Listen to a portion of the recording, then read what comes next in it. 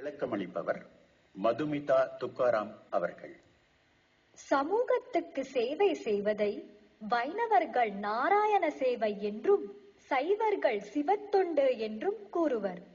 மக்கள் சேவை ஒன்றே பரலோகத்திலும் மகிழ்ச்சி தரும் என்பதை பாண்டிய மன்னன் வல்லபதேவனுக்கு உணர்த்திய பெரியாழ்வாரின் புதல்வி 17வது பாசுரத்தில் இப்படி உரைக்கிறாள்.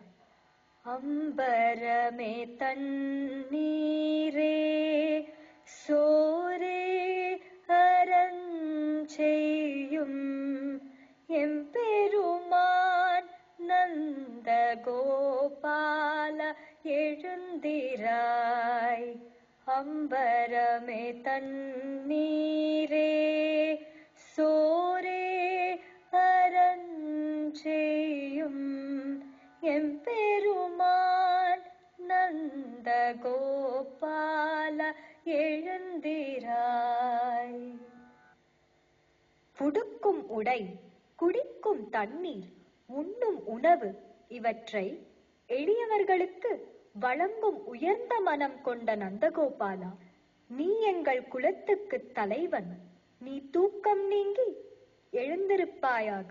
கொழுக்கொம்பை போன்ற பெண்களுக்கெல்லாம் கொழுந்து போன்ற யசோதையே, நீ எங்களுக்கு தலைவி அல்லவா? நீ உனது மகனாகிய கண்ணனை தூக்கம் கலைந்து எழும்படி அறிவுறுத்த மாட்டாயா? ஆகாயத்தின் வழியாக ஓங்கி வளர்ந்து வாமன அவதாரத்தில் உலகை அளந்த கண்ணனே, தேவர்களின் தலைவனே, உறக்கம் நீங்கி துயில் எழுவாயாக. செம்பொன்னால் செய்யப்பட்ட வீரக்கடல் என்னும் அணிகலனை அணிந்த செல்வனே, பலதேவனே, உனது தம்பியாகிய கண்ணனும் நீயும் இனியும் கண்ணுறங்காமல் துயில் எழுவீர்களாக.